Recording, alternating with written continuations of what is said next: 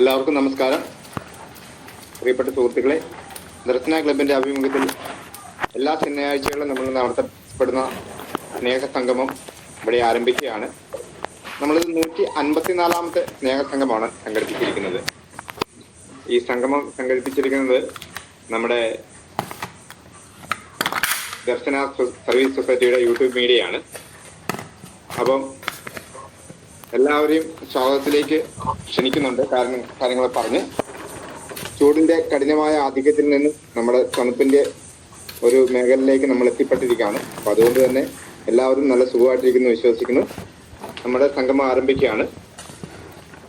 ഏതൊരു പ്രോഗ്രാമിന്റെയും ആദ്യ അവസാനം വരെ നല്ല രീതിയിൽ നടത്താൻ വേണ്ടിയാണ് നമ്മൾ ഒരു പ്രാർത്ഥനയോടുകൂടിയാണ് തുടങ്ങുന്നത്. അപ്പം ഇന്നത്തെ നമ്മുടെ പ്രാർത്ഥനാ ഗാനം ചൊല്ലാൻ എത്തിയിരിക്കുന്നത് കുമാരി ലില്ലി പുതുക്കാടാണ്. ലില്ലി പുതുക്കാടിനെ ഹാർദവമായി ഞാൻ സ്വാഗതം ചെയ്യുന്നു. എത്രയും ദയയുള്ള മാതാവേ, നിൻ സങ്കേതം തേടി വരുന്നു ഞങ്ങൾ. നിൻ ചരത്തോടിയണഞ്ഞവരെ നീ ഒരു നാളും കൈവിടില്ലല്ലോ തായേ, ഒരു നാളും കൈവിടില്ലല്ലോ തായേ. ശരണം ഗമിപ്പൂ നിൻ തൃപ്പാദത്തിൽ, കരുണതൻ നിറകുടമാകുമമ്മേ. കനിവോടെ ഇവരെ നീ കാക്കണമേ, കന്യകമാരുടെ റാണി നീയേ. എത്രയും ദയയുള്ള മാതാവേ, നെടുവീർപ്പും കണ്ണീരും കൈമുതലായി അലയുമീ പാപികൾ തനയരല്ലോ. നെടുവീർപ്പും കണ്ണീരും കൈമുതലായി അലയുമീ പാപികൾ തനയരല്ലോ. അളവില്ല നിന്ദയ വായ്പിലിതാ, അഭയത്തിനണയുന്നു സാധുശീലർ.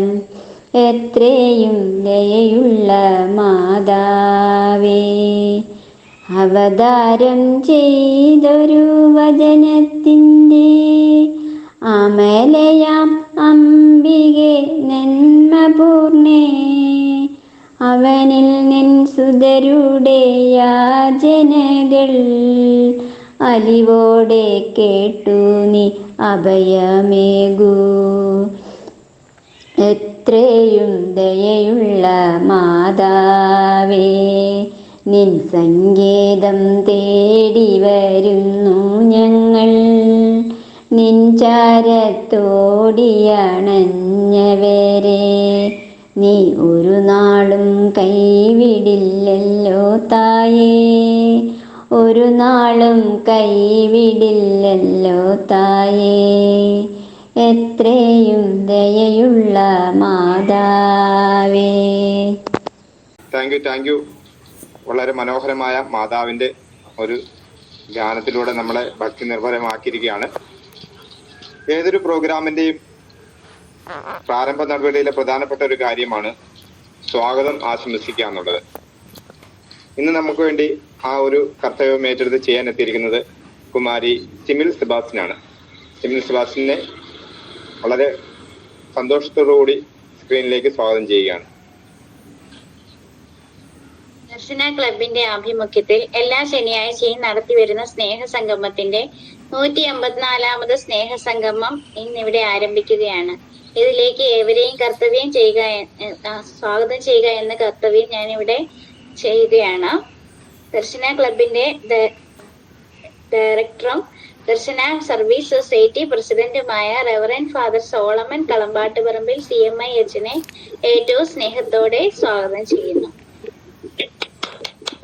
ഉദ്ഘാടന കർമ്മം നിർവഹിക്കാൻ എത്തിയിരിക്കുന്നത് reverend father Nixon Chagoria, Aloor BLM retreat centre ഡയറക്ടറാണ്. അച്ഛനെ ഏറ്റവും സ്നേഹത്തോടെ സ്വാഗതം ചെയ്യുന്നു. മുഖ്യ അതിഥിയായി എത്തിയിരിക്കുന്നത് ഡോക്ടർ സുഷമ എരുമപ്പെട്ടിയിലെ പ്രാഥമികാരോഗ്യ കേന്ദ്രം സൂപ്രണ്ടാണ്.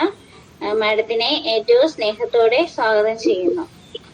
ആശംസ പറയാൻ എത്തിയിരിക്കുന്നത് reverend sister Bavitha CMC, Thottappady school HM ആണ്. മാഡത്തിന് സിസ്റ്ററിനെയും ഏറ്റവും സ്നേഹത്തോടെ സ്വാഗതം ചെയ്യുന്നു. Darshana club PRO Shri Pius കോട്ടപ്പുറത്തിനെയും പ്രസിഡന്റ് ശ്രീ ഷിബിൻ ഹാരിയെയും ഏറ്റവും സ്നേഹത്തോടെ സ്വാഗതം ചെയ്യുന്നു. ഇന്ന് ഈ ദർശന ക്ലബിന്റെ സ്നേഹസംഗമം അവതരണം ചെയ്യുന്ന ശ്രീ സജി വാഗമണ്ണിനെയും ഏറ്റവും സ്നേഹത്തോടെ സ്വാഗതം ചെയ്യുന്നു. പ്രാർത്ഥനാ ഗാനം ആലപിച്ച കുമാരി ലില്ലി പുതിക്കാടിനെ ഏറ്റവും സ്നേഹത്തോടെ സ്വാഗതം ചെയ്യുന്നു. റിപ്പോർട്ട് അവതരിപ്പിക്കുന്ന ശ്രീ ജോസ് കൊരട്ടിയെയും ഏറ്റവും സ്നേഹത്തോടെ സ്വാഗതം ചെയ്യുന്നു. നന്ദി പറയാൻ എത്തിയിരിക്കുന്നത് ശ്രീ ജെസ്സി ജെയ്സനാണ്. ജെസ്സിയെയും ഏറ്റവും സ്നേഹത്തോടെ സ്വാഗതം ചെയ്യുന്നു. ഇന്നത്തെ ഈ സ്നേഹസംഗമത്തിൽ പങ്കെടുക്കുന്ന എല്ലാ അംഗങ്ങളെയും ഏറ്റവും സ്നേഹത്തോടെ ഒരിക്കൽ കൂടി സ്വാഗതം ചെയ്തുകൊണ്ട് ഞാൻ എന്റെ കർത്തവ്യം നിർത്തുന്നു. വളരെ മനോഹരമായ ഭാഷയിൽ വന്നെത്തിയ നമ്മുടെ പ്രിയപ്പെട്ട അതിഥികളെയും നമ്മളെ ഓരോരുത്തരെയും സ്വാഗതം ചെയ്ത സിമിൽ സെബാസ്റ്റിന് താങ്ക് യു. അടുത്തത് നമ്മുടെ പ്രോഗ്രാമിന്റെ ഒരു മുഖ്യ ആകർഷണമായ റിപ്പോർട്ട് അവതരണമാണ്. അറിയിപ്പുകളും റിപ്പോർട്ട് അവതരണമായിട്ട് സ്ഥിരമായിട്ട് നമ്മളെ എല്ലാവരെയും ആകാംക്ഷയുടെ മുൻമുനയിൽ നിർത്തുന്ന നമ്മുടെ പ്രിയപ്പെട്ട ജോസ് കൊരട്ടിയെ ഓൺ സ്ക്രീനിലേക്ക് ഹാർദമായിട്ട് സ്വാഗതം ചെയ്യുന്നു. കേൾക്കാലോ?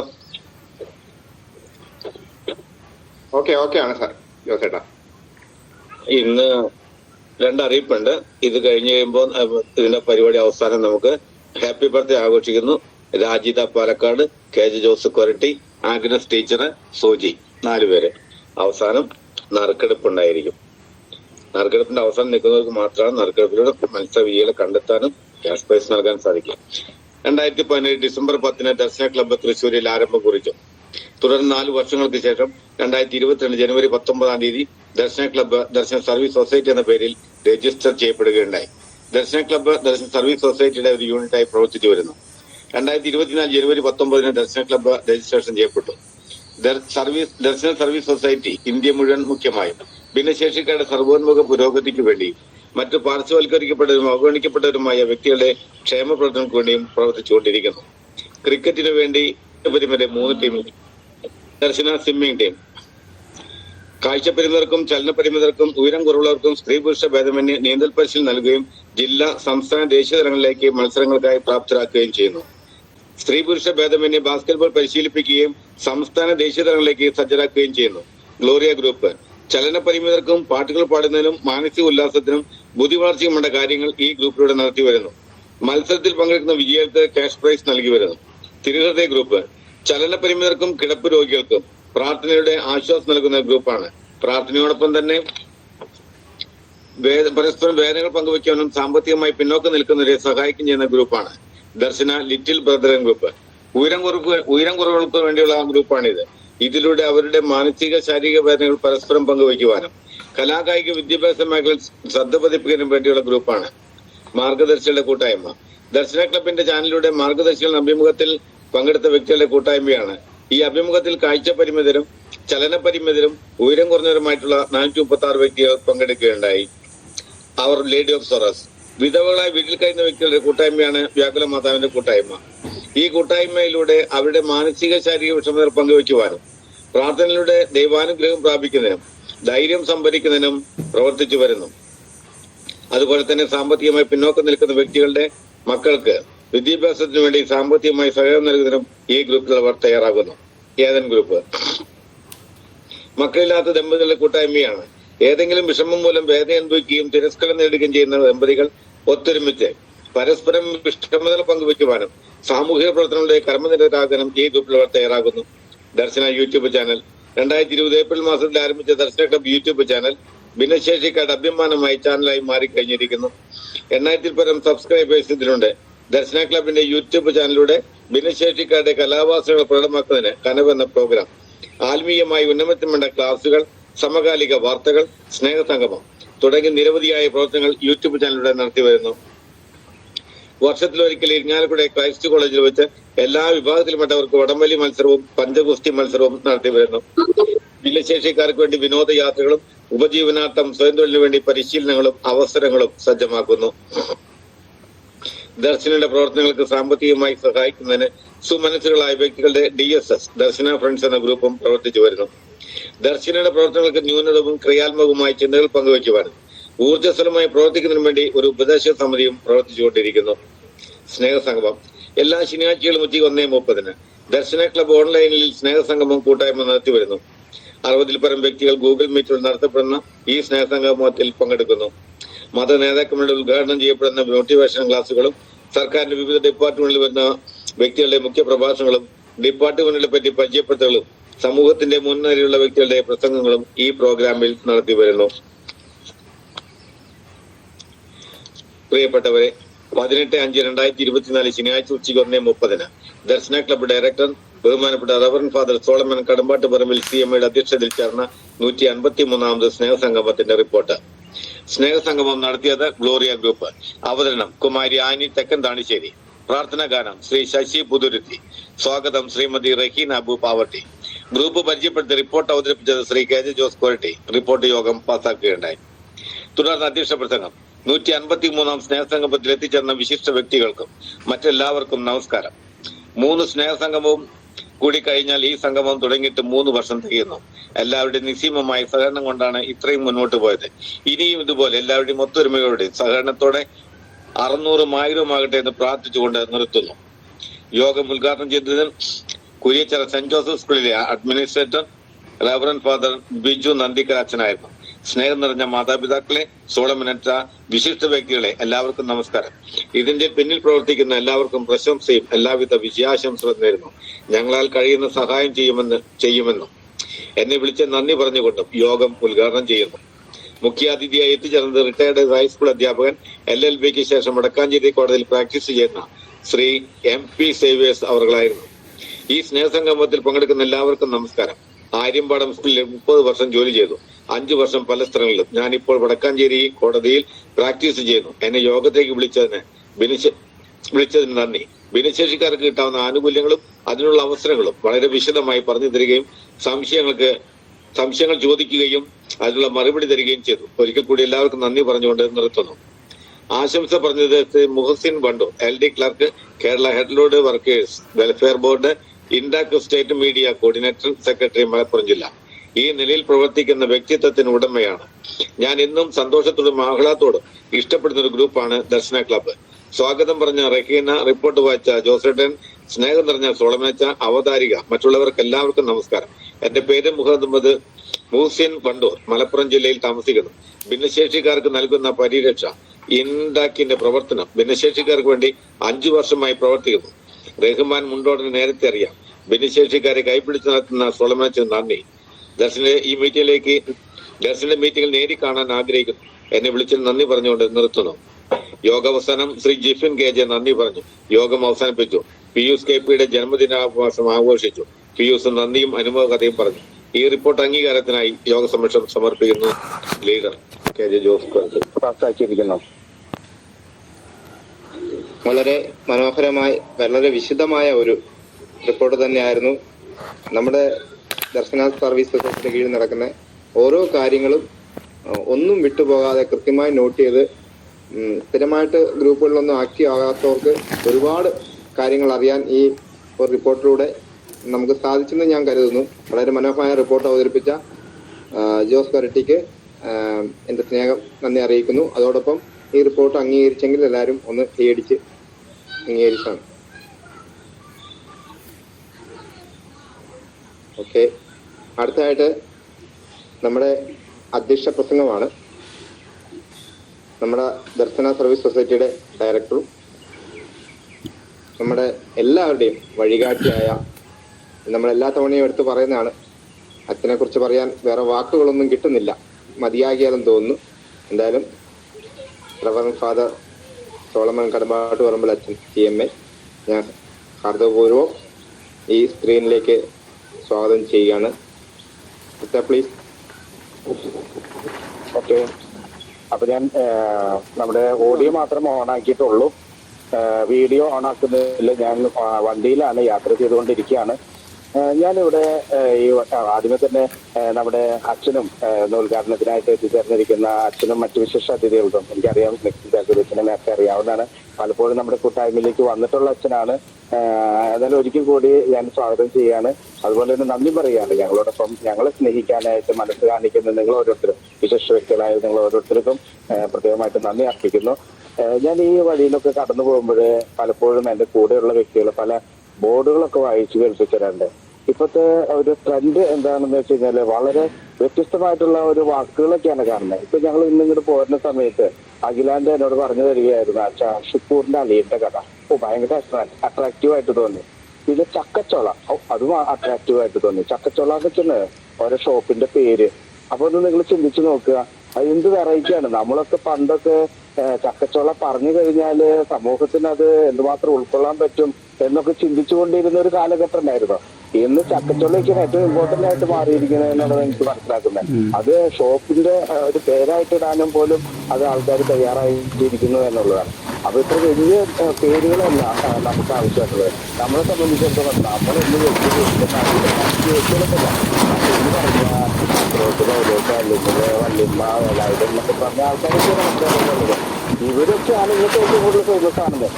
അതാണ് നമുക്ക് ആവശ്യമായിട്ടുള്ളത്. നമ്മൾ ഈ കിടക്കുന്ന ഇപ്പൊ സോളി, കിളി, മോളി, ജോളി എന്നൊക്കെ പറയുന്ന ആൾക്കാരൊക്കെ ഉണ്ടല്ലോ, എന്നെ പോലെയുള്ളവര്, ഈ ഭിന്നശേഷിക്കാര്, ഇവരൊക്കെയാണെന്ന് ഇന്നത്തെ ഫേമസ്. ആ പേരുകളാണെന്ന് ഇന്ന് ഫേമസ് ആകേണ്ടത്. അതിന് നമ്മൾ ഓരോരുത്തരും ഈ താഴെ കിടക്കുന്ന ഓരോരുത്തരും പൊങ്ങി വരാനായിട്ട് നമ്മൾ മനസ്സ് കാണിക്കണം. അതിന് ഒരു വിട്ടുകൊടുക്കേണ്ട ഒരു ആവശ്യം ഉണ്ടെന്നുള്ളതാണ്. ഈ പേര് എന്റെ പേര് മോശമാണോ? പണ്ട് ഞാനും അങ്ങനെ തന്നെ ചിന്തിച്ചിരുന്നത്. എന്റെ പേര് ഇപ്പൊ സോളമൻ എന്നുള്ളതാണെങ്കിൽ പണ്ട് എന്റെ പേര് സോളി എന്നായിരുന്നു. എന്റെ ഒഫീഷ്യൽ നെയിം സോളി എന്നായിരുന്നു. അന്നൊക്കെ പേര് പറയാൻ വേണ്ടി എല്ലാവരും എന്നെ പെണ്ണാണെന്ന് കരുതിയാലോ. ഏകദേശമൊക്കെ ഉണ്ട് പെണ്ണിന്റെ രൂപം എല്ലാവർക്കും ഉണ്ട്, പെണ്ണിന്റെ സ്വഭാവ വിശേഷങ്ങൾ എല്ലാവർക്കും ഉള്ളതാണ്. എന്നാലും ഒരു പേടിയായിട്ടാണ് ഞാൻ സഭയിൽ ചേർന്നപ്പോൾ വേഗം എന്റെ പേര് മാറ്റി സോളമൻ.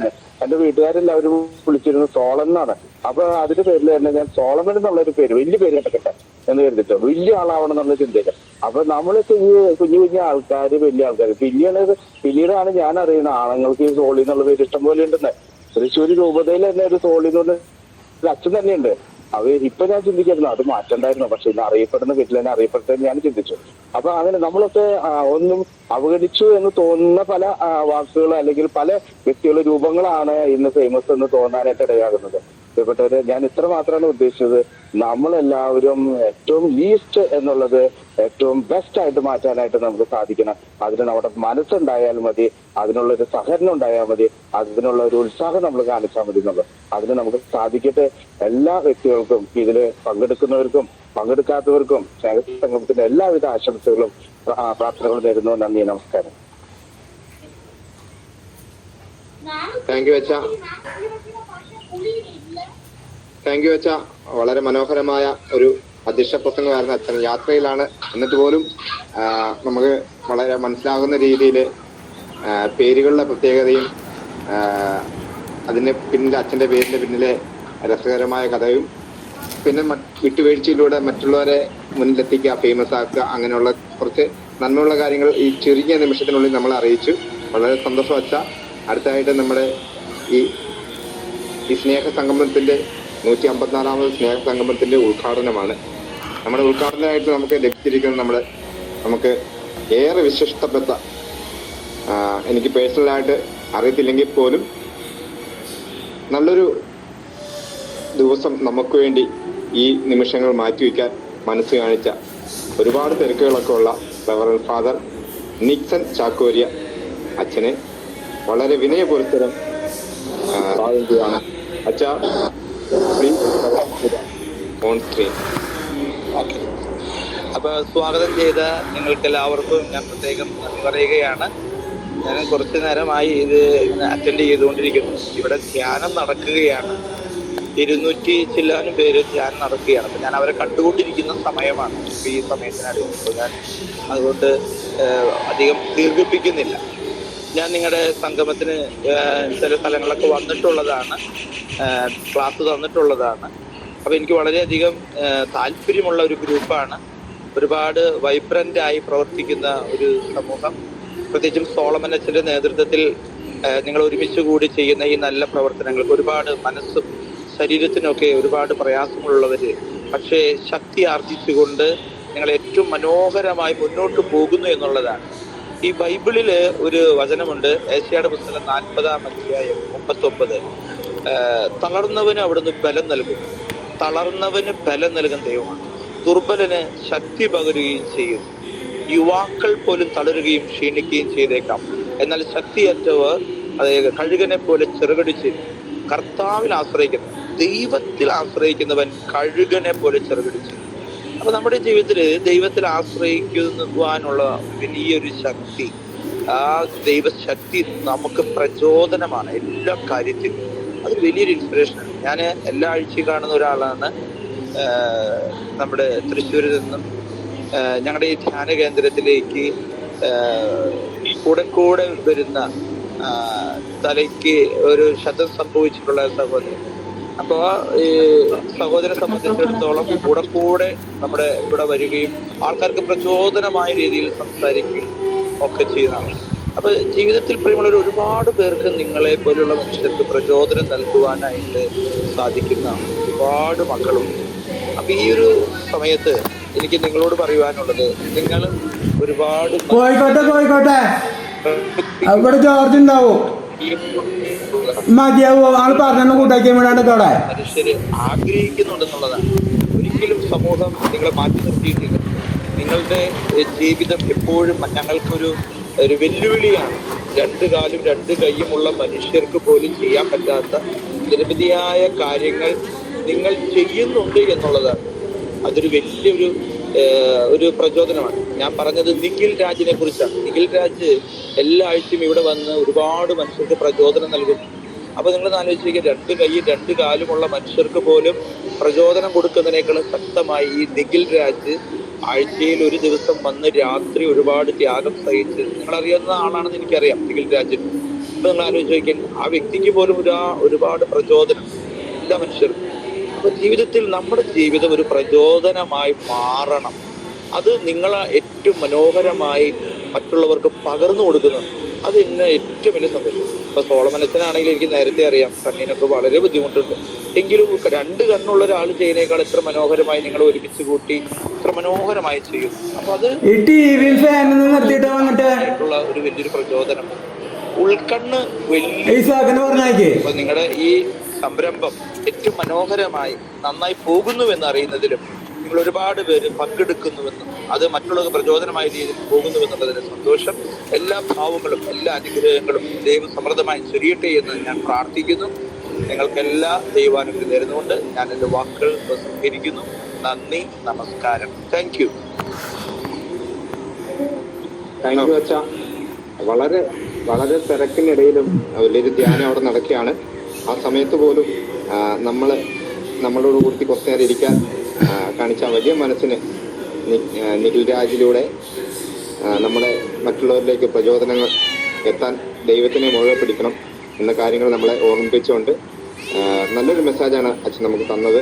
അപ്പം അച്ഛന് വലിയൊരു സന്തോഷം അറിയിക്കുന്നു. താങ്ക് യു അച്ഛ. അടുത്തതായിട്ട് നമുക്ക് നമ്മുടെ വിശിഷ്ട അതിഥിയാണ്. നമ്മുടെ എല്ലാവരും മിക്കവാറും ഡോക്ടേഴ്സിനെയൊക്കെ കണ്ടിട്ടുണ്ടായിരിക്കും. ഇന്ന് നമുക്ക് വന്നേക്കുന്ന വിശിഷ്ട അതിഥി നമ്മുടെ ഒരു പ്രിയപ്പെട്ട ഡോക്ടറാണ്. അപ്പം നമുക്ക് എന്തെങ്കിലും സംശയ കാര്യങ്ങളൊക്കെ ഇടയ്ക്ക് ചോദിക്കണമെങ്കിൽ ഡോക്ടറോട് ചോദിക്കാം. ഡോക്ടറിൻ്റെ വാക്കുകളൊക്കെ ആയിട്ട് നമ്മൾ കാത്തിരിക്കുകയാണ്. അപ്പം ഏറെ സ്നേഹത്തോടെ ഡോക്ടർ സുഷ്മയെ ഞാൻ സ്വാഗതം ചെയ്യുകയാണ്. Welcome to the screen. Please doctor. Good evening everybody. ഞാൻ ഡോക്ടർ സുഷമ. ഞാൻ CSC പെരുവപ്പെട്ടിയിലെ സൂപ്രണ്ടാണ്. ഇങ്ങനെ ഒരു പ്രോഗ്രാമിലേക്ക് ഒരു സന്തോഷം ഞാൻ അറിയിക്കുകയാണ്. പ്രിയപ്പെട്ടവരെ, നിങ്ങൾക്ക് അറിയാലോ നമ്മുടെ വൈദ്യശാസ്ത്രവും ശാസ്ത്ര സാങ്കേതിക രംഗങ്ങളൊക്കെ തന്നെ വളരെ പുരോഗമിച്ചത് മൂലം നമുക്ക് മുമ്പ് മനുഷ്യരാശിയെ കൂട്ടത്തോടെ കൊന്നൊടുക്കിയിരുന്ന പല രോഗങ്ങളെയും നമുക്ക് നിയന്ത്രണ വിധേയമാക്കാൻ പറ്റി സാധിച്ചിട്ടുണ്ട്. മുൻകാലങ്ങളിൽ ടൈഫോയിഡ്, പിന്നെ വയറിളക്ക രോഗങ്ങൾ, പിന്നെ പ്ലേഗ് തുടങ്ങിയ പകർച്ചവ്യാധികൾ കൊണ്ട് ഒരുപാട് ആളുകൾ ജീവൻ നഷ്ടപ്പെട്ടു പോയിരുന്നു. പക്ഷേ വൈദ്യശാസ്ത്ര രംഗത്ത് വന്ന ഒട്ടനവധി പുരോഗതികൾ മൂലം അതോടൊപ്പം തന്നെ ശുചിത്വം, പരിസര ശുചിത്വം, വ്യക്തി ശുചിത്വമൊക്കെ നമ്മൾ കാത്തു സൂക്ഷിക്കുന്ന മൂലം ഒരുപാട് രോഗങ്ങൾ നമുക്ക് നിയന്ത്രണ വിധേയമാക്കാൻ വേണ്ടി സാധിച്ചിട്ടുണ്ട്. പക്ഷെ അതോടൊപ്പം തന്നെ ഇപ്പുറത്ത് പകർച്ചേതര രോഗങ്ങള് വന്നിട്ടുമുണ്ട്. ഈ മഴക്കാലത്ത്, ഈ മൺസൂൺ തുടങ്ങുന്ന ഈ സമയത്ത് ഒട്ടനവധി പകർച്ചവ്യാധികള് നമ്മളെ ബുദ്ധിമുട്ടിച്ചുകൊണ്ട് രംഗപ്രവേശം ചെയ്യാറുണ്ട്. പ്രധാനമായിട്ടും വെള്ളത്തിൽ കൂടി പകരുന്ന രോഗങ്ങളായിട്ടുള്ള മഞ്ഞപ്പിത്തം, ടൈഫോയിഡ്, വയറിളക്ക രോഗങ്ങൾ തുടങ്ങിയവയും വായുജന്യമായിട്ടുള്ള വൈറൽ ഫീവറുകള്, H1N1 തുടങ്ങിയ രോഗങ്ങളും, അതോടൊപ്പം വെള്ളത്തിൽ കൂടി പകരുന്ന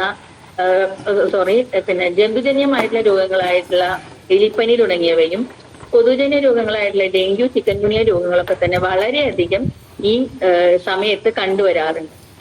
അപ്പൊ ഇത്തരം രോഗങ്ങളെ പ്രതിരോധിക്കാനായിട്ട് ഒരു പരിധി വരെ നമുക്ക് കഴിയുന്നുണ്ട്. അപ്പൊ അത്തരം പ്രതിരോധ പ്രവർത്തനങ്ങളെ കുറിച്ചും പിന്നെ ഇത്തരം രോഗങ്ങളെ കുറിച്ചാണ് ഞാൻ കുറച്ച് പ്രതിപാദിക്കാനായിട്ട് ആഗ്രഹിക്കുന്നത്. പ്രധാനമായിട്ടും ഈ കാലത്ത് കണ്ടുവരുന്ന ഒരു പകർച്ചവ്യാധി എന്ന് പറയുന്നത് കൊതുക് കടി മൂലം ഉണ്ടാകുന്ന ഡെങ്കു ഫീവർ ആണ്.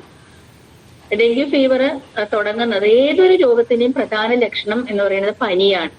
പനി എന്ന് പറയുമ്പോൾ രോഗത്തിന്റെ ലക്ഷണം മാത്രമാണ്.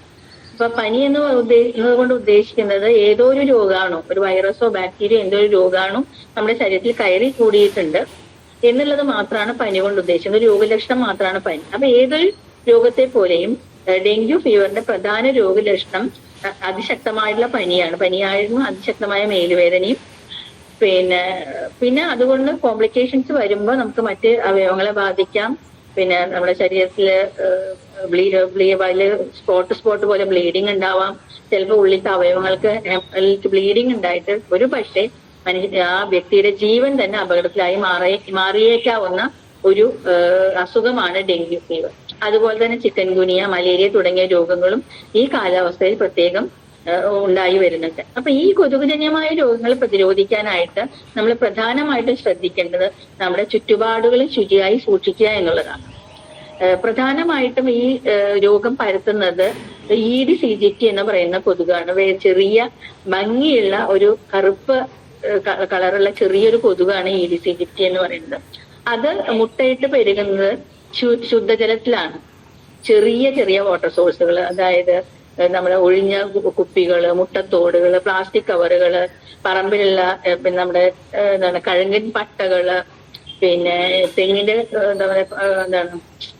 ഈ കൊതുമ്പ് തുടങ്ങിയ സ്ഥലങ്ങളിൽ ചെറിയ വെള്ളക്കെട്ടുകൾ, നമ്മുടെ വീട്ടിന്റെ ഉള്ളിലുള്ള പൂപ്പാത്രങ്ങളിലുള്ള വെള്ളം, ഫ്രിഡ്ജിലിന്റെ പുറകിലുള്ള വെള്ളം, വീട്ടിൽ നമ്മൾ ഭംഗിക്കായി സൂക്ഷിച്ചിട്ടുള്ള ചെറിയ ഫ്ലവറേസുകളിലുള്ള വെള്ളം, ഇതൊക്കെ തന്നെ ഈ കൊതുകുകൾ പെറ്റുപെരുകാനുള്ള സാധ്യതയുണ്ട്.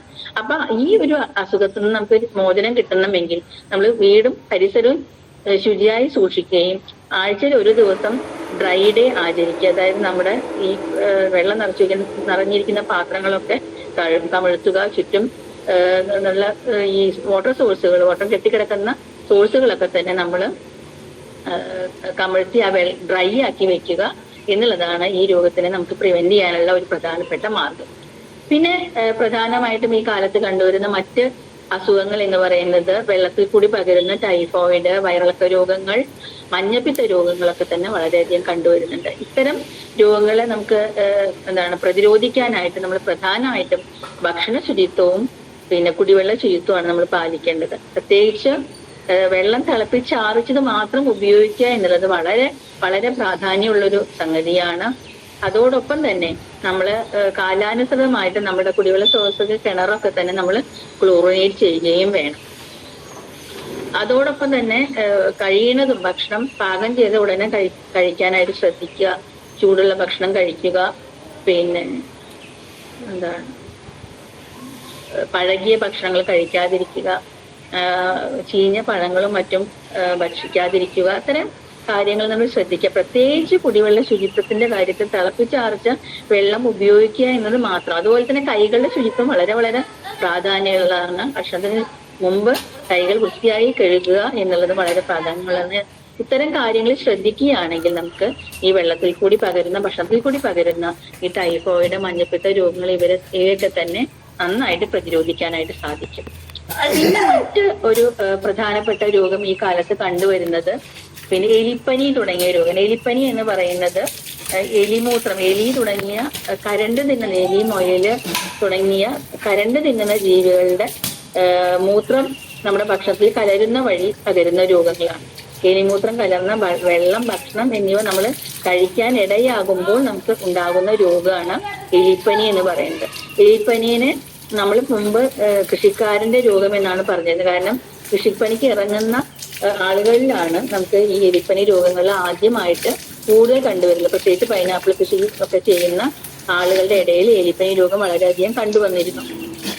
ഇതിനെ പ്രതിരോധിക്കാനായിട്ട് നമുക്ക് പ്രത്യേകിച്ച് തൊഴിലുറപ്പ് പണിക്ക് ഇറങ്ങുന്ന ജീവനക്കാരിലാണ് ഇത്തരം ഈ രോഗങ്ങളൊക്കെ തന്നെ കൂടുതൽ.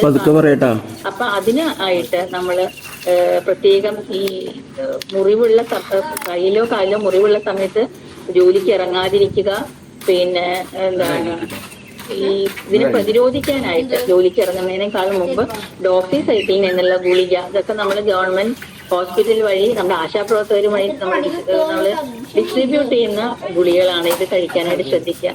ഇത് നിങ്ങളെപ്പോലെ സഹോദരന്മാർക്ക് അത് ഇതിനെക്കുറിച്ചുള്ള അറിവ് കിട്ടണമെന്ന് വെച്ചാണ് ഈ ഒരു കാര്യം ഞാൻ ഞാൻ പരാമർശിച്ചത്. കാരണം നമ്മൾ തൊഴിലുറപ്പിന് ഇറങ്ങുന്ന സഹോദരിമാരോടൊക്കെ തന്നെ ഈ ഡോക്സിസൈക്ലിൻ എന്ന ഗുളികൾ കഴിക്കണം എന്ന് പറയുമ്പോൾ, അല്ലെങ്കിൽ ഗുളിക വിതരണം ചെയ്യുമ്പോൾ മിക്കവാറും ഇത് ആരും കഴിക്കാറില്ല. കഴിഞ്ഞ ദിവസം നമ്മുടെ ഏരിയയിൽ വടക്കാഞ്ചേരിയിൽ ഒരു ഡെത്ത് ഉണ്ടായിരുന്ന സഹോദരി, തൊഴിലുറപ്പിന് പോകുന്ന ഒരു ചേച്ചി ഈ ടാബ്ലറ്റ് നമ്മൾ കൊടുത്തെങ്കിലും അവർ കഴിക്കുകയുണ്ടായില്ല. പക്ഷെ കാലിലൊരു മുറിവുണ്ടായിരുന്നു, ഇപ്പോൾ രോഗാണുക്കൾ കയറി എലിപ്പനി വന്നിട്ട് അവര് മരിച്ചുപോയി. അപ്പൊ അത്തരം ദൗർഭാഗ്യകരമായ സംഭവങ്ങൾ ഇല്ലാതിരിക്കാനായിട്ട് നമ്മൾ ഇറങ്ങുമ്പോൾ സ്വയം പ്രതിരോധ മാർഗങ്ങൾ സ്വീകരിക്കണം. മുറിവുണ്ടെങ്കിൽ ജോലിക്ക് ഇറങ്ങാൻ പാടില്ല. ഡോക്സിസൈക്ലിൻ ഗുളിക കഴിക്കണം എന്നുള്ള കാര്യങ്ങൾ നിങ്ങൾക്കും നിങ്ങളുടെ പരിചയമുള്ള സഹോദരിമാരോട് ഉപദേശിച്ചു കൊടുക്കാനായിട്ട് സാധിക്കും. പിന്നെ ഈ കാലാവസ്ഥയിൽ കണ്ടുവരുന്ന കുറെ അസുഖങ്ങൾ എയർബോൺ ഡിസീസുകളാണ്, അതായത് വായുവിൽ കൂടി പകരുന്ന രോഗങ്ങൾ.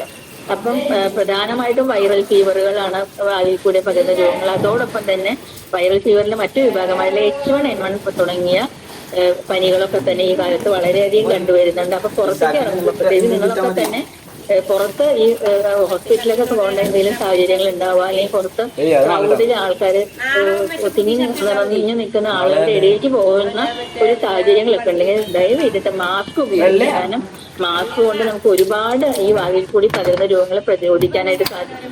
ഈ കോവിഡിന്റെ സമയം നിങ്ങൾ ഓർക്കുന്നുണ്ടെന്ന് അറിയില്ല. കോവിഡിന്റെ സമയത്ത് നമുക്ക് ഈ സീസണിൽ ഉണ്ടാവുന്ന പനി വളരെയധികം കുറവായിരുന്നു. കൃത്യമായിട്ട് മാസ്ക് ഉപയോഗിച്ചു വരുന്നതുകൊണ്ട് നമുക്ക് ആ ഒരു സീസണിൽ നമുക്ക് വൈറൽ ഫീവറേ ഉണ്ടായിട്ടില്ല. അപ്പൊ അത്തരം കാര്യങ്ങൾ, ആ മാസ്ക് കൃത്യമായിട്ട് ഉപയോഗിക്കുക എന്ന വഴി ഒരുപാട് വായുജന്യമായ രോഗങ്ങളെ നമുക്ക് സംരക്ഷിക്കാനായിട്ട് സാധിക്കും. അപ്പൊ ഇത്തരം കാര്യങ്ങളാണ് ഈ കാലത്ത്, മൺസൂൺ കാലത്ത് നമ്മൾ ശ്രദ്ധിക്കേണ്ട കാര്യങ്ങൾ. ജലജന്യ രോഗങ്ങള്, വായുജന്യ രോഗങ്ങള്, കൊതുകുജന്യ രോഗങ്ങള്, മറ്റ് വെക്ടർ ബോൺ ഡിസീസുകളൊക്കെ തന്നെ വളരെയധികം ഉണ്ടാവാനുള്ള സാഹചര്യങ്ങളുണ്ട്. ഇതിനെക്കുറിച്ച് നമുക്ക് പിന്നെ ഒരു കാര്യം പ്രധാനമായിട്ട് ഞാൻ പരാമർശിക്കാൻ ആഗ്രഹിക്കുന്നത്, പലപ്പോഴും ആളുകൾ ഈ പനിയൊക്കെ വന്നു കഴിഞ്ഞാൽ സ്വയം ചികിത്സിക്കുക എന്നുള്ളൊരു കാര്യം അനുവർത്തിക്കുന്നതായിട്ട് കാണാറുണ്ട്. അപ്പൊ അത് നമ്മൾ വളരെയധികം ശ്രദ്ധിക്കണം. കാരണം പനി എന്ന് പറയുന്ന ഒരു രോഗം അല്ലെങ്കിൽ ഒരു രോഗലക്ഷണം മാത്രമാണ്. നേരത്തെ ഞാൻ സൂചിപ്പിച്ച പോലെ ഏതോ ഒരു രോഗമാണോ, ഒരു വൈറസ് ആവാം, ഒരു ബാക്ടീരിയ ആവാം നമ്മുടെ ശരീരത്തിൽ കയറി കൂടിയിട്ടുണ്ട്. അതിനെ തുരത്താനായിട്ട്, അതിനെ നമ്മുടെ ശരീരത്തിൽ നിന്ന് നീക്കാനായിട്ട് നമ്മുടെ ശരീരം ഏതൊരു രോഗമാണ് നമ്മുടെ ശരീരത്തിൽ കയറി കൂടിയിട്ട്, അത് ഏത് രോഗം വേണമെങ്കിൽ ആവാം. നമുക്ക് ഡെങ്കു ഫീവർ ആവാം, എലിപ്പനി ആവാം, അല്ലെങ്കിൽ ഒരു H1N1 ആവാം. അപ്പൊ ഏത് രോഗമാണെന്ന് നമുക്ക് തിരിച്ചറിയാനായിട്ട് സാധിക്കില്ല. അപ്പൊ സ്വയം ചികിത്സ ആയിരുന്നു. 1-2 ദിവസം നമുക്ക് വേണമെങ്കിൽ 1-2 ദിവസം വേണമെങ്കിൽ 2-3 പാരസിറ്റമോൾ കഴിച്ചു നോക്കാം, മാക്സിമം 2 ദിവസം വരെ. പക്ഷെ ഈ 2 ദിവസം കൊണ്ട് പനി കുറയുന്നതിൽ തീർച്ചയായും ഡോക്ടറെ കാണിക്കാം. അപ്പൊ ഡോക്ടറും ചിലപ്പോ തുടക്കത്തില് വേറെ പ്രത്യേകിച്ച് ലക്ഷണങ്ങളൊന്നും കാണുന്നില്ലെങ്കിൽ ചിലപ്പോൾ പാരസിറ്റമോളോ അല്ലെങ്കിൽ പനി കുറയാനുള്ള മറ്റു മരുന്നുകളൊക്കെ തന്നെയാവും ഡോക്ടർ എഴുതുക.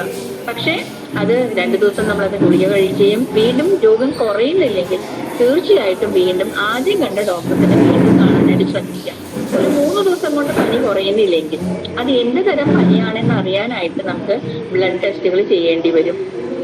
ബ്ലഡ് ടെസ്റ്റുകൾ ചെയ്യുമ്പോൾ മാത്രമാണ് അത് ഡെങ്കി ഫീവർ ആണോ, എലിപ്പനിയാണോ, വേറെ എന്തെങ്കിലും ഗൗരവം തരത്തിലുള്ള പനിയാണോ നമുക്ക് അറിയാനായിട്ട് സാധിക്കും. അപ്പൊ തീർച്ചയായിട്ടും ഒരു 3 ദിവസം ടാബ്ലറ്റ് കഴിച്ച് കുറയുന്നില്ലെങ്കിൽ തീർച്ചയായിട്ടും ഡോക്ടറെ കാണിക്കുകയും വീണ്ടും ഇൻവെസ്റ്റിഗേറ്റ് ചെയ്ത് ഏതുതരം പനിയാണെന്ന് അറിയുകയും അതിനുള്ള മരുന്ന് കഴിക്കുകയും വേണം. അതോടൊപ്പം തന്നെ നമ്മൾ ശ്രദ്ധിക്കേണ്ട ഒരു പ്രധാനപ്പെട്ട കാര്യം, എന്തുതരം പനിയാണെങ്കിലും അത് നമുക്ക് പ്രതിരോധിക്കാനായിട്ട് മരുന്ന് കഴിക്കുന്നതോടൊപ്പം തന്നെ പൂർണ്ണമായിട്ടുള്ള വിശ്രമം വളരെ വളരെ ആവശ്യമാണ്. കാരണം പൂർണ്ണമായിട്ടുള്ള വിശ്രമം എടുക്കുമ്പോൾ മാത്രമാണ് നമ്മുടെ ശരീരം പൂർവ്വസ്ഥിതിനെ പ്രാപിക്കുകയുള്ളൂ. അതോടൊപ്പം വെള്ളം ധാരാളം കുടിക്കുക എന്നുള്ളത് വളരെ വളരെ പ്രാധാന്യം. ഇപ്പൊ സ്വയം ചികിത്സ വെള്ളം ധാരാളം കുടിക്കണം, പരിപൂർണമായിട്ട് വിശ്രമം എടുക്കുകയും വേണം. പിന്നെ അതോടൊപ്പം തന്നെ ഞാൻ പരിസര ശുചിത്വത്തിന്റെ കാര്യങ്ങൾ പറഞ്ഞു, കുടിവെള്ളത്തിന്റെ കാര്യം പറഞ്ഞു. നമ്മുടെ തൊടിയും പറമ്പൊക്കെ ഉള്ള ആളുകൾ പ്രത്യേകം ശ്രദ്ധിക്കും. പ്രത്യേകിച്ച് റബ്ബർ തോട്ടങ്ങളൊക്കെ ഉണ്ടെങ്കിൽ നമ്മൾ ശ്രദ്ധിക്കേണ്ട ഒരു കാര്യം, നമുക്ക് പറഞ്ഞു കൊടുക്കാനായിട്ടാണ് ഞാൻ ഇത്തരം കാര്യങ്ങൾ പറയുന്നത്. പിന്നെ അവിടെയുള്ള നമ്മൾ ഉപയോഗിക്കാത്ത റബ്ബർ തോട്ടങ്ങളിൽ പാലെടുക്കാത്ത ചിരട്ടകളൊക്കെ, മരത്തിന്റെ കീഴിലുള്ള ചിരട്ടകളൊക്കെ തന്നെ കമഴ്ത്തി വെക്കണം. ഈ കൊതുക് പെറ്റുപെരുകാനുള്ള സാഹചര്യങ്ങൾ ഒഴിവാക്കാം. അതോടൊപ്പം തന്നെ കൂടെ തൊടിയും പറമ്പൊക്കെ ഉള്ള ആളുകളാണെങ്കിൽ അവിടെയൊക്കെ തന്നെ ധാരാളം പട്ടകളും താളകളും കൊതുമ്പുകളൊക്കെ വീണ് കിടക്കാനുള്ള സാഹചര്യങ്ങളുണ്ട്. അപ്പൊ അതൊക്കെ തന്നെ കൊതുക് വളരാൻ ഇടയില്ലാത്ത വിധം അതിനെ തൂക്കിയിടുകയോ അല്ലെങ്കിൽ വെള്ളം നമുക്ക് മഴ തുടങ്ങണേക്കാളും തന്നെ ഒരു കയറ് കെട്ടിയിട്ടൊക്കെ തൂക്കിയിടൊക്കെ ചെയ്യുകയാണെങ്കിൽ അതിൽ കൊതുക് പെരുകാനുള്ള സാഹചര്യങ്ങൾ നമുക്ക് ഒഴിവാക്കാനായിട്ട് സാധിക്കും. അത്തരം കൊതുക് പെറ്റുപെരുകാൻ സാധ്യത ഇല്ലാത്ത വിധത്തിലുള്ള എല്ലാ പരിപാടികളും ചെയ്യണമെന്ന് മാത്രം അഭ്യർത്ഥിക്കാനായിട്ട് ഞാൻ ഈ അവസരം ഉപയോഗിക്കുകയാണ്. ഇതിനെക്കുറിച്ച് ഇനി എന്തെങ്കിലും കൂടുതലായിട്ട് നിങ്ങൾക്ക് അറിയാനുണ്ടെങ്കിൽ, ഇത്തരം രോഗങ്ങളെ കുറിച്ച് കൂടുതലായിട്ട് അറിയാനുണ്ടെങ്കിൽ അത് നിങ്ങൾക്ക് എന്തെങ്കിലും സംശയം ഉണ്ടെങ്കിൽ എന്നോട് ചോദിക്കാനും ഈ അവസരം നിങ്ങൾക്ക് ഉപയോഗിക്കാവുന്നതാണ്. എന്തായാലും ഇങ്ങനെ ഒരു കൂട്ടായ്മയിൽ 2 വാക്ക് സംസാരിക്കാൻ പിന്നെ എനിക്ക് അവസരം എനിക്ക് വളരെയേറെ സന്തോഷമുണ്ട്. ഇത്തരം പകർച്ചവ്യാധികളെ പ്രതിരോധിക്കാനായിട്ട് നമുക്ക് എല്ലാവർക്കും ഉത്തരവാദിത്തമുണ്ട്. നമ്മൾ ഓരോരുത്തരും ഇതിന് നമുക്ക് പങ്കുവഹിക്കാനുണ്ട്. പിന്നെ പ്രതിരോധത്തിനോടൊപ്പം തന്നെ എല്ലാ തരം ആളുകളും പ്രവർത്തിച്ചെങ്കിൽ മാത്രമാണ് ഈ സീസണിൽ ഉണ്ടാകുന്ന പകർച്ചവ്യാധികളും അതുകൊണ്ടുണ്ടാവുന്ന തുടർന്നുണ്ടാവുന്ന മരണങ്ങളും നമുക്ക് പ്രതിരോധിക്കാനായിട്ട് സാധിക്കൂ എന്ന് മാത്രം പറഞ്ഞുകൊണ്ട് എന്റെ വാക്കുകൾ അവസാനിക്കും. സംശയങ്ങൾ എന്തെങ്കിലും ചോദിക്കാം, അല്ലെങ്കിൽ നമുക്കിവിടെ. ഡോക്ടറെ, നമ്മുടെ ദേഹത്ത് ഈ കൊതു കടിച്ചു കഴിഞ്ഞാൽ അവിടെ ഇങ്ങനെ വരെ കായ പൊന്നൂലോ, കായ വരും. അത് ഇങ്ങനെ കഴിയുമ്പോൾ ചിലപ്പോൾ നമ്മൾ മാന്തുമ്പോൾ തന്നെ പൊട്ടണമുണ്ട്. അതെന്തെങ്കിലും രോഗത്തിന്റെ ലക്ഷണമാണോ മേഡം? അതല്ല കേട്ടോ, അതെന്തെങ്കിലും ചില ആളുകൾക്ക് പലതരത്തിലുള്ള അലർജി ഉണ്ടാവില്ല. ചിലർക്ക് കൊതു കടിക്കുമ്പോൾ ആ ഭാഗത്ത് ഒരു അലർജി റെസ്പോൺസ് പോലെ ഉണ്ടാവും. അതൊരു അസുഖത്തിന്റെ ലക്ഷണമല്ല കേട്ടോ.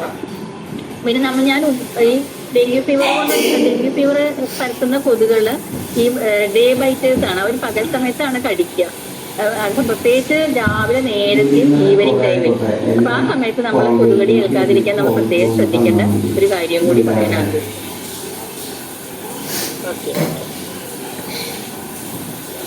എന്തായാലും ഞാൻ ആദ്യമേ സംഗമത്തിൽ തുടങ്ങി പറഞ്ഞായിരുന്നു, കഠിനമായ വേദന അപ്പുറം നമ്മളൊരു തണുപ്പിന്റെ ഒരു ആശ്വാസത്തിലേക്ക് എത്തിയേക്കുവാണ്.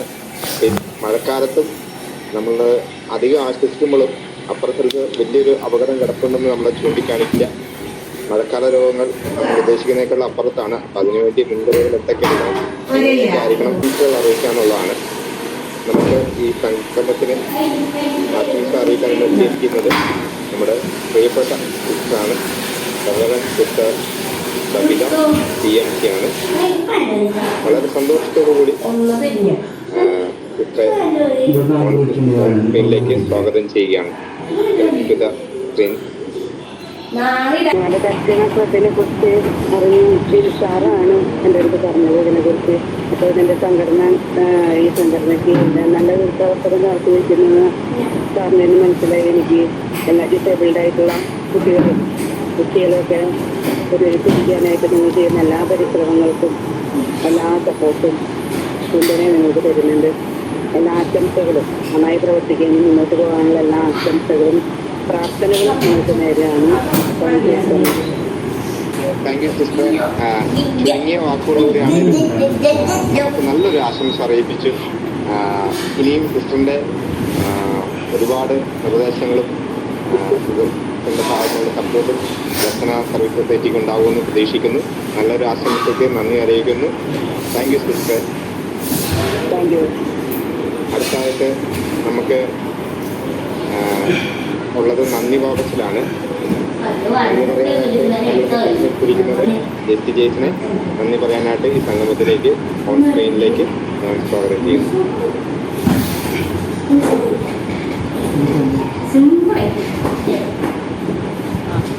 ഹലോ, എല്ലാവർക്കും നമസ്കാരം. ഈ സ്നേഹ സംഗമത്തിൽ നന്ദി പറയലാണ് എൻ്റെ ജോലി. നമ്മുടെ എല്ലാം നന്ദി പറയൽ തുടങ്ങുകയാണ്. നമ്മുടെയൊക്കെ ഏറ്റവും വലിയ നമ്മുടെ എല്ലാ കാര്യങ്ങൾക്കും പ്രചോദനമായിട്ടുള്ള നമ്മുടെ ദർശന സർവീസ് സൊസൈറ്റിയുടെ പ്രസിഡന്റും അതുപോലെ തന്നെ ദർശന ക്ലബിൻ്റെ ഡയറക്ടറുമായ നമ്മുടെ ഫാദർ സോളമനത്തിനാണ് ഞാൻ ഏറ്റവും സ്നേഹത്തിൻ്റെ പറ്റി നന്ദി പറയുന്നു. അതുപോലെ നമ്മുടെ സ്നേഹ സംഘം ഉദ്ഘാടനം ചെയ്യാൻ വന്ന കുറേ തിരക്കിൻ്റെ ഇടയിൽ നിന്നും ധ്യാനം നടത്തുന്നവർക്ക് പോലും നമുക്ക് വേണ്ടി പ്രചോദനമാകാനും നമുക്ക് വേണ്ടി ഒരു മോട്ടിവേഷൻ ക്ലാസ് തരാനായിട്ട് എത്തിയ ഇതിനെത്തിയും ഞാൻ പ്രത്യേകം നന്ദി പറയുന്നു. പ്രതിവിധികളെ പറ്റിയും നമുക്ക് ഒരുപാട് നല്ല രീതിയിൽ ക്ലാസ്സിലെത്തി. അതുകൊണ്ട് എല്ലാവരും മഴ വരുന്ന സമയത്ത് നമ്മുടെ പരിസരങ്ങൾ എല്ലാം നമ്മൾ വളരെയധികം സൂക്ഷിച്ച് വയ്ക്കുക. വെള്ളം കണ്ടെങ്കിൽ അതൊക്കെ ചിരട്ടയിൽ നിന്നൊക്കെ വെള്ളം കളഞ്ഞ് വയ്ക്കുക. കൊതുകുകൾ വരാണ്ടിരിക്കാൻ സൂക്ഷിക്കുക. അതുകൊണ്ട് നമുക്ക് ഒരുപാട് നല്ല നല്ല കാര്യങ്ങളും പ്രചോദനങ്ങളും നമുക്ക് ക്ലാസ്സിൽ തന്ന സൂക്ഷ്മ മാഡത്തിനും ഒത്തിരി നന്ദി പറയുന്നു. ഇല്ലെങ്കിലും ഉള്ളത് നല്ല രീതിയിൽ നമുക്ക് വേണ്ടി നല്ല രീതിയിൽ ഒരു ആശംസ അർപ്പിച്ചിട്ട് പോയി. ആ സിസ്റ്ററിനും ഞാൻ ഒത്തിരി സ്നേഹത്തോട് നന്ദി പറയുന്നു. അതുപോലെ ദർശന ക്ലബിൻ്റെ പ്രസിഡന്റ് ഷിഫിൻ ഹാരിക്കും PRO പീസ് പ്രവർത്തകത്തിനും ഒത്തിരി സ്നേഹത്തോട് നന്ദി പറയുന്നു. നല്ല രീതിയിൽ നമ്മുടെ സ്നേഹ സംഗമത്തിന് അവതരിപ്പിച്ച് നല്ല രീതിയിൽ കാതിന് നല്ല ഇമ്പമായ രീതിയിൽ അവതരിപ്പിച്ച നമ്മുടെ ശ്രീ സജി വാഗമണിന് സ്നേഹത്തോടെ ഞാൻ നന്ദി പറയുന്നു. അതുപോലെ നല്ല കാതിന് ഇമ്പമാർന്നിട്ടുള്ള നല്ലൊരു പ്രാർത്ഥനകാലം ആലപിച്ച കുമാരി ലില്ലിക്കും ഒത്തിരി സ്നേഹത്തോടെ നന്ദി പറയുന്നു. ഗ്രൂപ്പിൻ്റെ എല്ലാവിധ ഗ്രൂപ്പിൽ എത്തിയിട്ടുള്ള എല്ലാവർക്കും നല്ല രീതിയിൽ എല്ലാ വിശിഷ്ടാതിഥികളെയും നല്ല രീതിയിൽ സ്വാഗതം ചെയ്ത കുമാരി സിവിൽ സെബാസ്റ്റ്യൻ സ്നേഹത്തോട് നന്ദി പറയുന്നു. നമ്മുടെ സ്നേഹ സംഘത്തിൻ്റെ എല്ലാ ഗ്രൂപ്പുകളെ പറ്റി നല്ല രീതിയിൽ നമുക്ക് വേണ്ടി റിപ്പോർട്ട് അവതരിപ്പിക്കുന്ന ഞാൻ പ്രത്യേകം നന്ദി പറയുന്നു. അതുപോലെ നമ്മുടെ സ്നേഹ സംഘം എത്തിച്ചേർന്നിരിക്കുന്ന എല്ലാ നല്ല കൂട്ടുകാരും ഞാൻ ഒത്തിരി സ്നേഹത്തോടെ നന്ദി അറിയിക്കുന്നു. നന്ദി, നമസ്കാരം. നമ്മുടെ സംഗമത്തിന് എത്തിയവരെയും വിശിഷ്ടാതിഥികളും ഉദ്ഘാടകരും നമുക്ക് ഓരോരുത്തർക്കും വളരെ മധുരമായ ഭാഷയിൽ നന്ദി അറിയിച്ച പ്രിയപ്പെട്ട നമ്മുടെ ജെയ്സിക്ക് നന്ദി അറിയിക്കുന്നു. ഈ പ്രോഗ്രാം നിങ്ങൾക്കിഷ്ടമായാൽ വീഡിയോ ലൈക്ക് ചെയ്യൂ, ഷെയർ ചെയ്യൂ, ചാനൽ സബ്സ്ക്രൈബ് ചെയ്യൂ. ഞങ്ങളുടെ ഏറ്റവും പുതിയ വീഡിയോ നിങ്ങൾക്ക് നോട്ടിഫിക്കേഷനായി ലഭ്യമാകുവാൻ തൊട്ടടുത്തുള്ള ബെൽ ബട്ടൺ കൂടി എനേബിൾ ചെയ്യൂ. Thank you for watching.